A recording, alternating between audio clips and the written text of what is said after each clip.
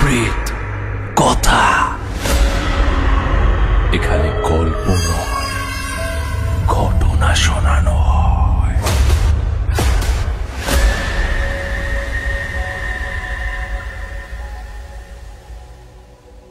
সকলকে স্বাগত জানাচ্ছি প্রেত কথা 488 নম্বর এপিসোডে। আজকের এপিসোডে শুনবেন একটি পাতকুয়োর ঘটনা। শুনুন, জানান কেমন লাগলো। শুক্রবার এবং রবিবারের রাত মানেই ভয় পাওয়ার রাত উইথ গৌরব। হ্যালো গৌরবদা, আমি বিধাননগর থেকে তৃষা লিখছি। প্রিয় প্রেত কথা পরিবারের অন্যতম সদস্য এবং তোমার ঈশ্বর প্রদত্ত কণ্ঠের একনিষ্ঠ ভক্ত। ইতিমধ্যে আমার পাঠানো 5টি ঘটনা প্রেত কথায় পাঠ করে শোনানোর জন্য অশেষ ধন্যবাদ। তোমার ঈশ্বর প্রদত্ত কণ্ঠে ঘটনাগুলি পাঠ করায় ঘটনাগুলি যেন জীবন্ত হয়ে ওঠে। তাই আজকে আমার শোনা আরও একটি সেরা ঘটনা লিখতে বসে পড়লাম। এই ঘটনাটি আমার পিসির বড় মেয়ের সাথে ঘটেছিল 2017 সালে। আমার পিসির 3 মেয়ে।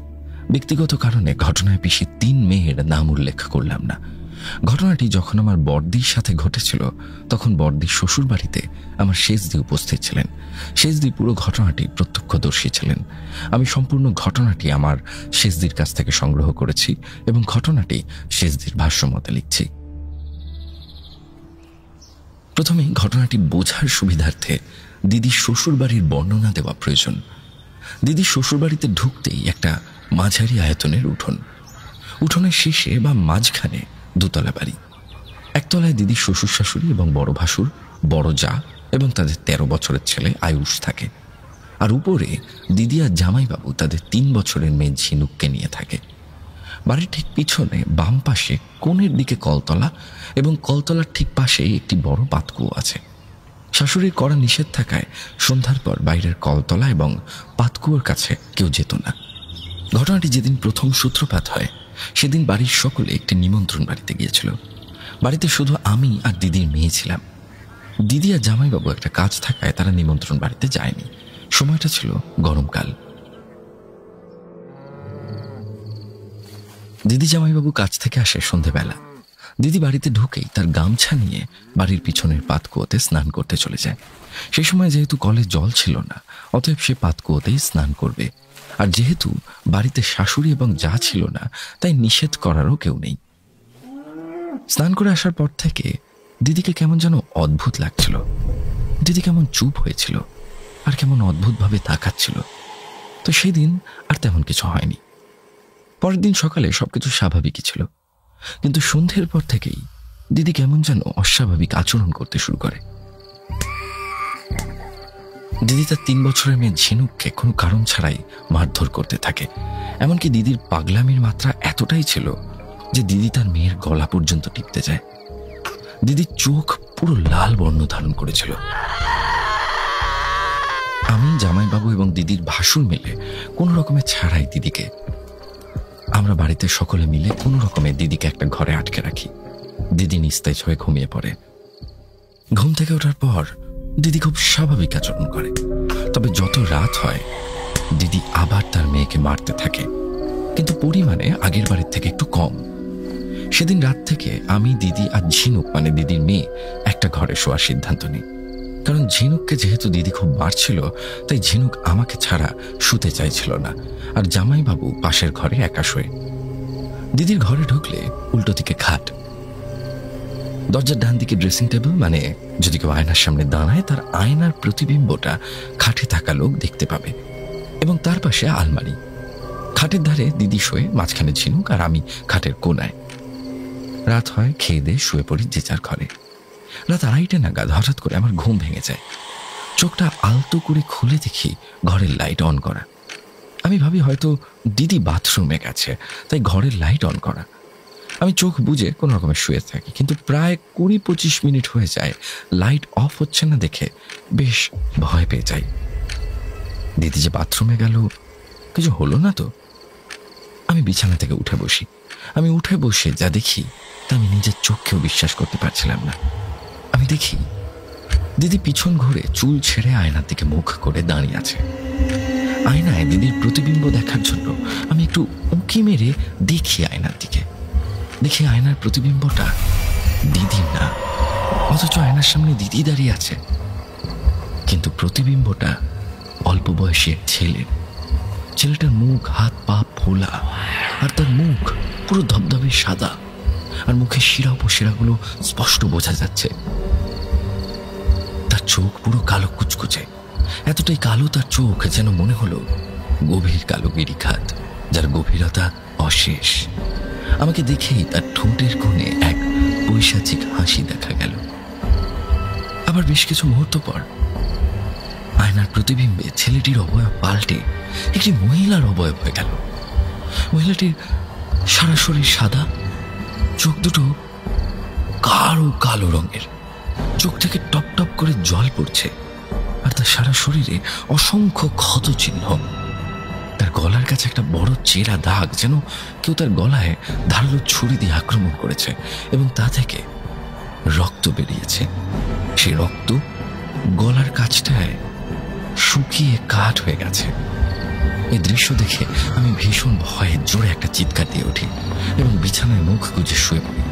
আমার চিৎকারে পাশের ঘর থেকে জামাইবাবু চলে আসেন। আমাকে দিদি এবং জামাইবাবু দুজনেই ডাকতে থাকে। আমি উঠে দেখি ওরা আমার সামনে দাঁড়িয়ে। কিন্তু দিদিকে তো আমি এক্ষুনি অন্য রূপে দেখলাম, এখন কিভাবে সবকিছু স্বাভাবিক? নানান প্রশ্ন মাথায় ঘুরতে থাকে। সেদিন রাতে আমার আর ঘুম হয়নি।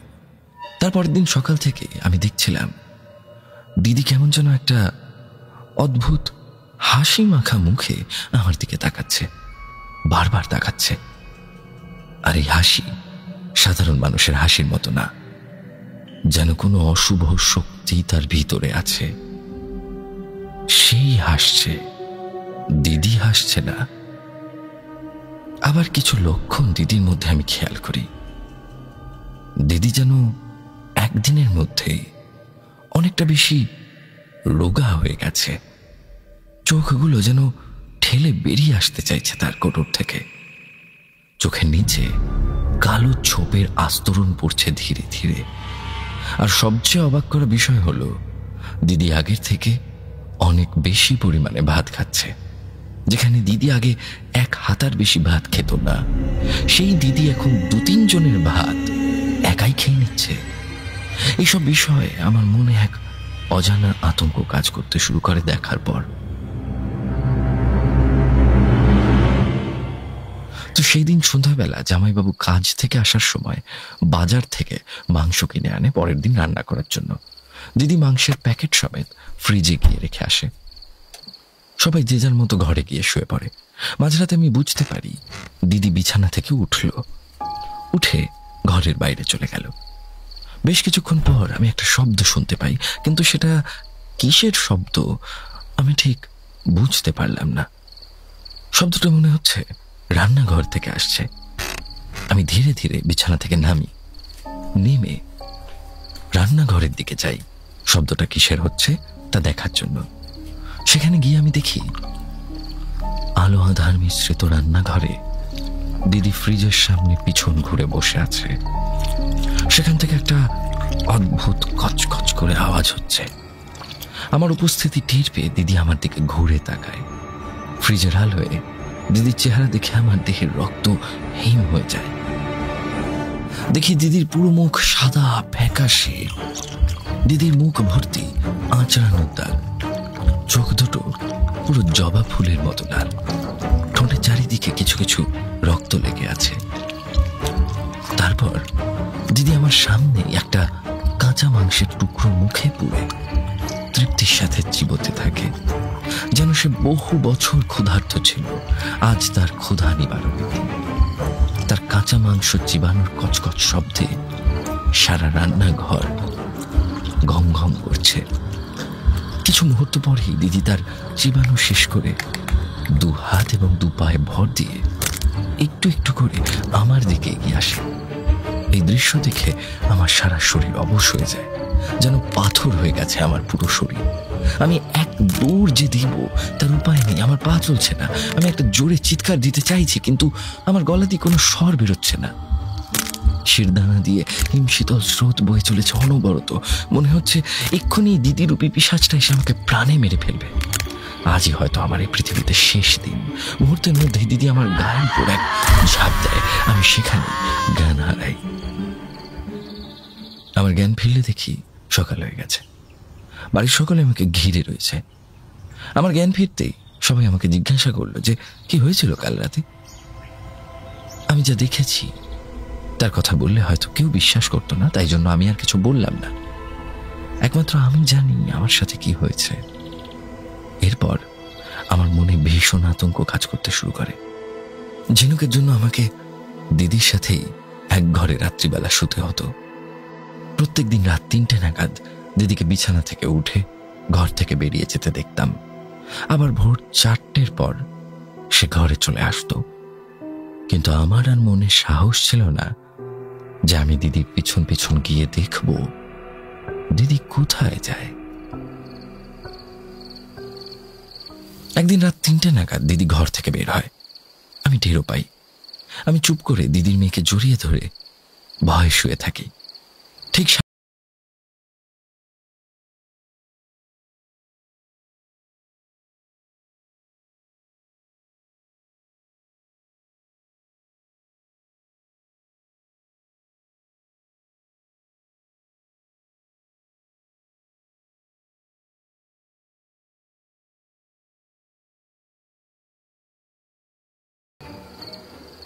আমি বাথরুম করতে উঠেছিলাম, হঠাৎ করে একটা হাঁটার শব্দ পাই, যেন কেউ হেঁটে হেঁটে বাড়ির পিছনের কলতলায় যাচ্ছে।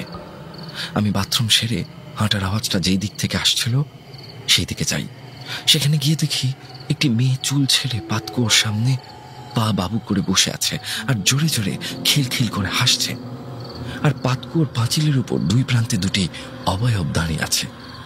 অন্ধকারে তাদের ভালোভাবে দেখা না গেলেও এইটুকু বুঝতে পারলাম যে একটা অবয়ব ছেলে আর একটা অবয়ব বয়স্ক মহিলা। আমি তাদের ঠিক চিনতে পারলাম না ওরা কারা।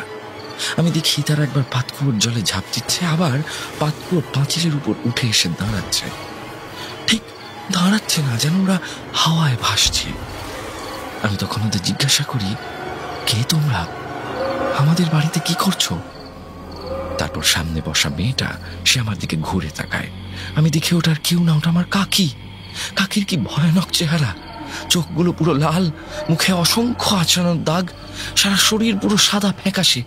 আর কাকি আমাকে পুরুষালী কণ্ঠে বলছে, এত রাতে একা একা বাইরে আসতে নেই, যাও ঘরে চলে যাও।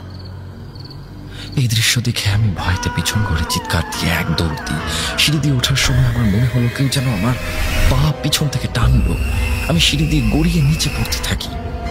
তারপর আমার আর কিছু মনে নেই। ওর কথা শুনে আমরা সবাই পাতকুয়োয় যাই। গিয়ে দেখি দিদি অজ্ঞান হয়ে পাতকুয়োর সামনে পড়ে আছে। দিদিকে ঘরে নিয়ে গিয়ে জ্ঞান ফেরানো হয়। দিদিকে সব জিজ্ঞাসা করা হয়।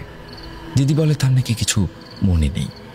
সে কিভাবে কলতলায় গেল অনেকে এটা কিছুই জানে না, যেহেতু আয়ুষ এবং আমি ছাড়া দিদিকে এমন অবস্থায় কেউ দেখেনি। তাই বাড়ির কেউ আয়ুষের কথা বিশ্বাস করে না। বলে বাচ্চা ছেলে কি দেখতে কি দেখেছে, এই ভেবে কেউ ঘটনাটিকে গুরুত্ব দেয় না। যেখানে বাড়ির ছেলে আয়ুষের কথাই কেউ বিশ্বাস করলো না, সেখানে আমি বাইরের মেয়ে, আমার কথা কেনই বা কেউ বিশ্বাস করতে যাবে, এই ভেবে আমিও কিছু বলি না। কিন্তু আমি জানি দিদির জায়ের ছেলে যা দেখেছে তার সবটা সত্যি, কারণ সেই দিন রাতে আমিও দিদির সেই ভয়ানক চেহারা দেখেছিলাম। তারপরের দিন রাতের ঘটনা। আমি রাতে ঘুমিয়ে আছি। হঠাৎ মাঝরাতে আমার এক অজানা অস্তিত্বে ঘুম ভেঙে যায়। চোখ খুলে দেখি দিদি আমার গায়ের উপর উঠেছে, আমার গলা চেপে ধরেছে। এতটাই জোরে আমার গলা চেপে ধরেছে দিদি যে আমার গলা দিয়ে কোনো শব্দ বেরোচ্ছে না। আমার জিভ ঠিকরে বেরিয়ে এসেছে। আমি রীতিমতো গোঙাতে থাকি। আমি দিদিকে ঠেলে সরিয়ে দিতে চাইছি, নিজের সর্বশক্তি দিয়ে সরানোর চেষ্টা করছি, কিন্তু আমার চেষ্টা সম্পূর্ণ বৃথা। দিদির রোগা লিকলিকে শরীরকে আমি এক চুলো নড়াতে পারছি না। দিদির শরীরের ওজন যেন 3 গুণ বেড়ে গেছে। দিদির রক্তবর্ণের চোখ ঠেলে বেরিয়ে এসেছে। তার পুরো চেহারা রাগে ক্ষোভে জর্জরিত। দিদি পুরুষালী এবং অজানা নারী কণ্ঠের মিশ্রণে হিংস্রভাবে আমাকে বলছে, সেদিন তোকে ছেড়ে দিয়েছিলাম, কিন্তু আজ তোকে ছাড়বো না।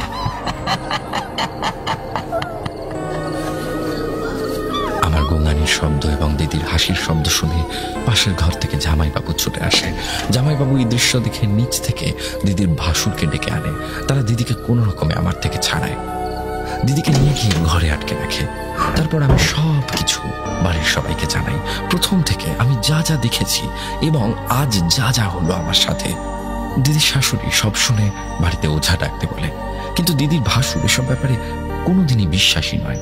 দিদির ভাসুরের বক্তব্য, দিদির মাথায় কোনো রোগ হয়েছে, তাই দিদি এই সমস্ত কাণ্ড ঘটাচ্ছে। সে বাড়ির বড় ছেলে। দিদির শ্বশুর বিছানা সজ্জা হওয়ার কারণে বাড়ির বর্তমান অভিভাবক বাড়ির বড় ছেলে, অগত্যা তাঁর কথাই মানা হয়। সেখানে দিদির শাশুড়ি সহ জামাইবাবুও কোনো মত প্রকাশ করে না, আর আমিও সেখানে দিদির বোন হয়ে এই বিষয়ে কোনো মতামত প্রকাশ করতে পারি না। দিদিকে এরকম বিপদের মুখে রেখে আমি বাড়ি যেতেও পারবো না। পরের দিন দিদির ভাসুরের সিদ্ধান্ত মতো বাড়িতে ডাক্তার ডাকা হয়। ডাক্তার দিদির শরীরে কোনো রোগ ধরতে পারেন না, তবুও ডাক্তার বলেন, আমি কিছু ওষুধ দিয়ে গেলাম, এটা থাক, দুদিন খাক, আশা করি সব ঠিক হয়ে যাবে। এই বলে ডাক্তার চলে গেলেন। সেদিন সন্ধেবেলা জামাইবাবুর একটা বন্ধু তাদের কুকুর চেরিকে নিয়ে দিদির শ্বশুর বাড়িতে আসে। এসে জানায় তারা কাল ভোরেই তাদের গ্রামের বাড়ি যাচ্ছে, তাই তাদের কুকুর চেরিকে আমরা যেন দুদিন আমাদের বাড়িতে রাখি। তো সবাই সম্মতি জানায় যে চেরিকে রাখা হবে।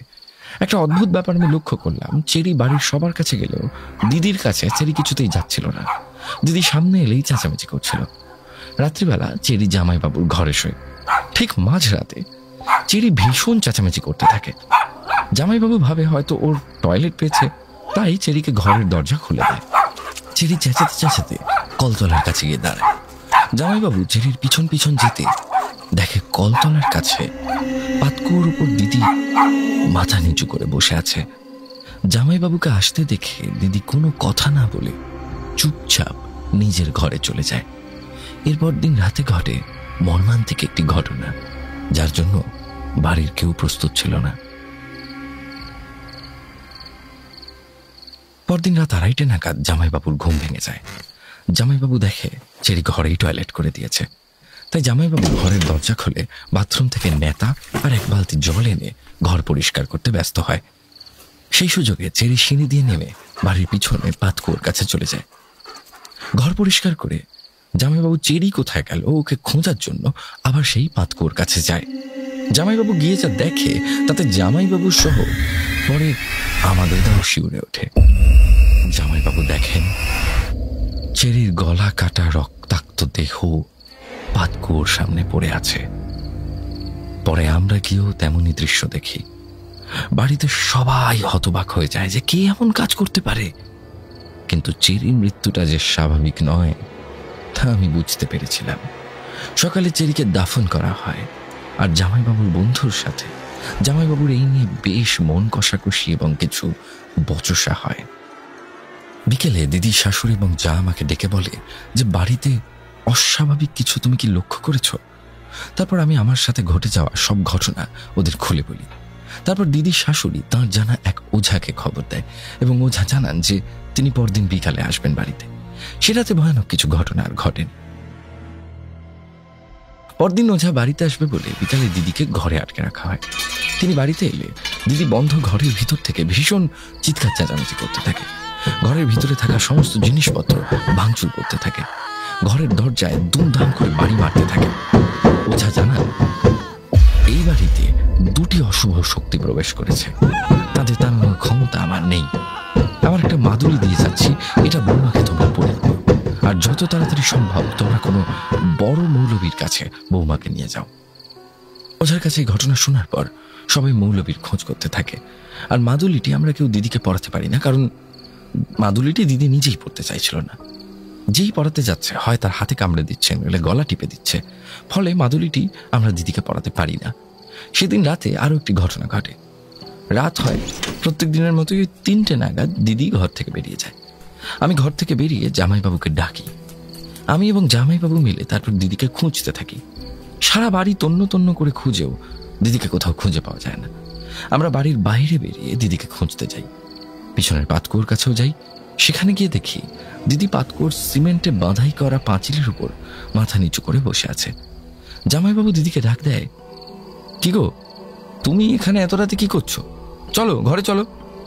দিদি জামাইবাবুর গলা শুনে মাথাটা তোলে। তার চেহারা দেখে আমি সহ জামাইবাবু দুজনে হতবাক হয়ে যাই। দিদির মুখ পুরো ফ্যাকাশে, তার লাল বর্ণের চোখ দুটো তার কোটর হতে তীক্ষ্ণভাবে বেরিয়ে এসেছে। মুখে অসংখ্য আঁচড়ানোর দাগ, ঠোঁটের কোণায় একটা পৈশাচিক হাসি। দিদির শরীর আগের তুলনায় অনেক বেশি রোগা এবং জরাজীর্ণ লাগছে। দেখে মনে হচ্ছে হাড়ের উপর কেউ যেন চামড়া পরিয়ে দিয়েছে। রাতের জ্যোৎস্নায় দিদির চেহারা যেন আরো ভয়ানক লাগছিল। এতক্ষণে পরিবারের সকলকে পাতকুয়োর কাছে উপস্থিত হতে হয়েছে। তারপর দিদি পুরুষালী কণ্ঠে জামাইবাবুকে বলে, যাবে না, আমি এখানে থাকি এবং এখন থেকেও আমার সঙ্গে এখানেই থাকবে। আর শোন, তোর বউটাকে আমার খুব পছন্দ হয়েছে, ওকে আমি আমার সাথে নিয়ে যাব। দিদিকে জোর করে ঘরে নিয়ে যাওয়ার সিদ্ধান্ত নেওয়া হয়।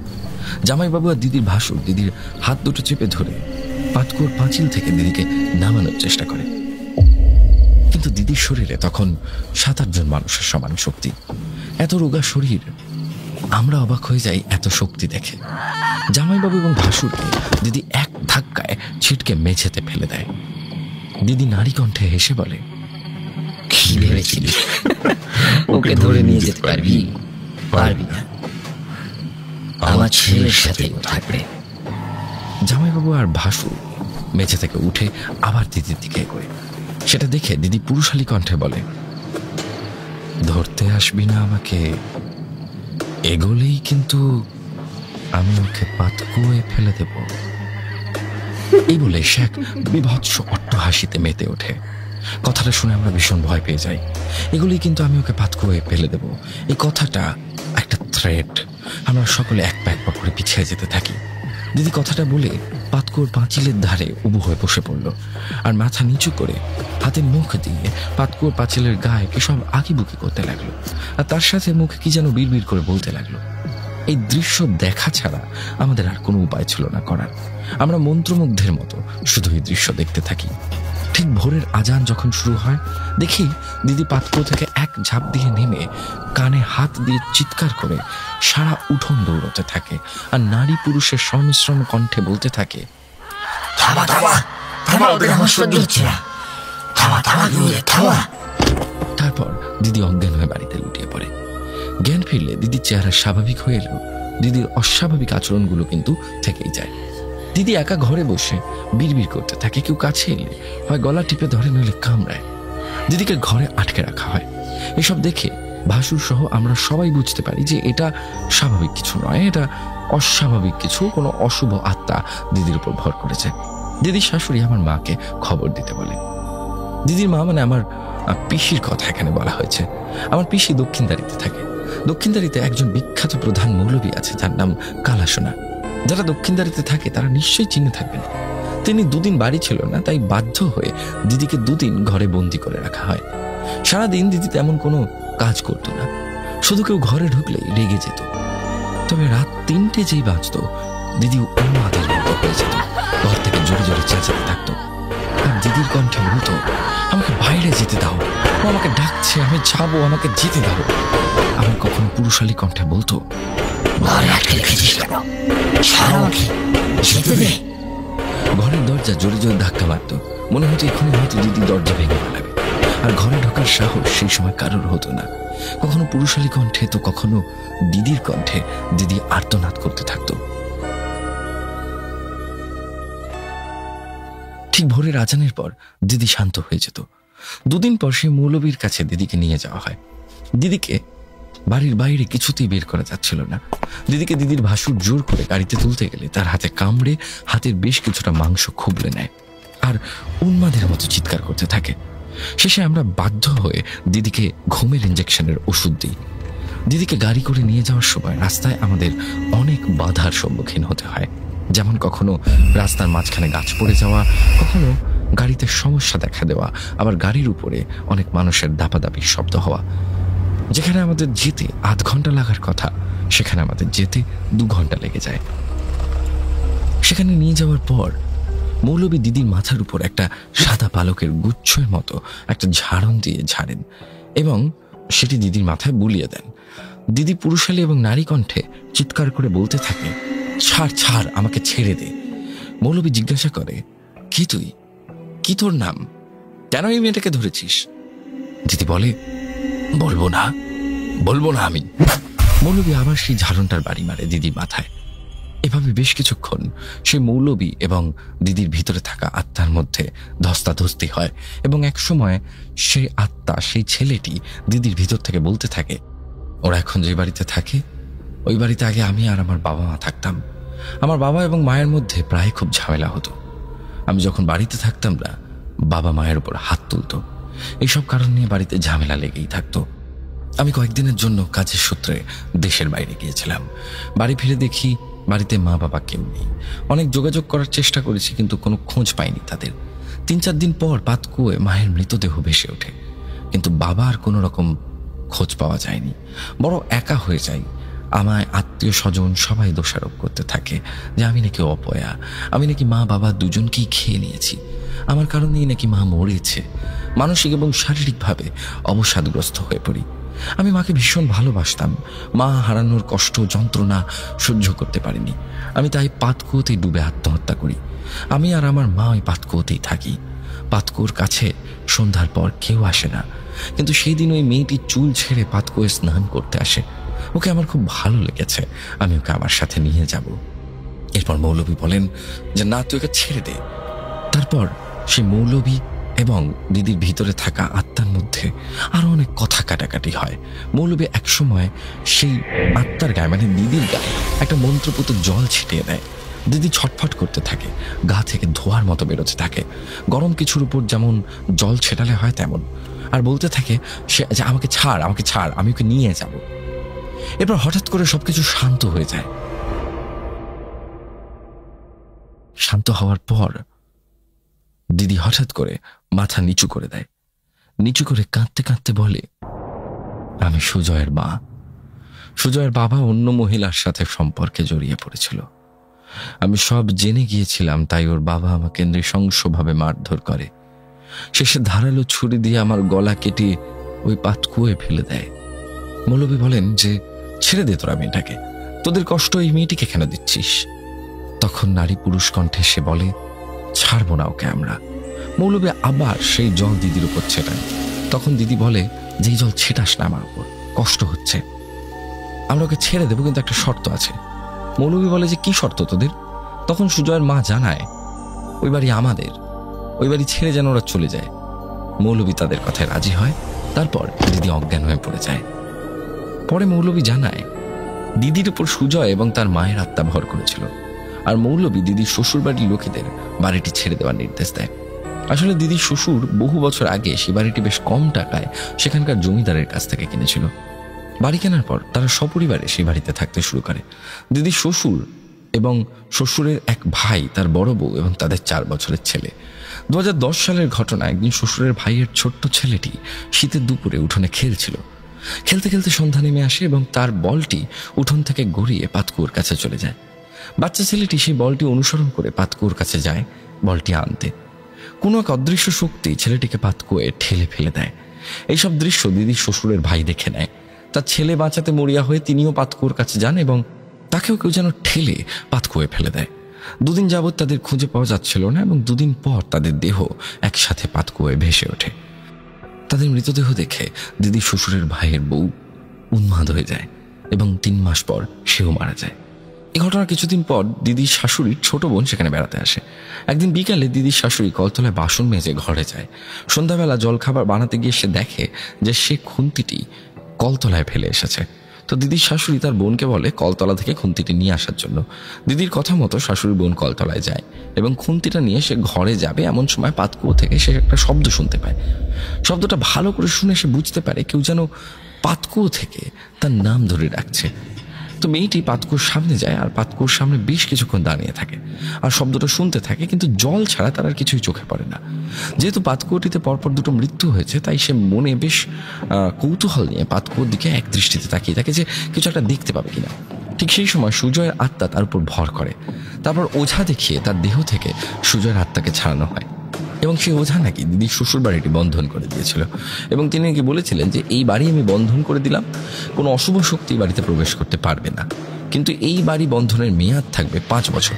5 বছর পূর্ণের পর এই বাড়ি পুনরায় বন্ধন করতে হবে, আর যদি সেটা না করা হয় তাহলে এই পাতকুয়োয় থাকা আত্মা আবারও পরিবারের ক্ষতি করবে।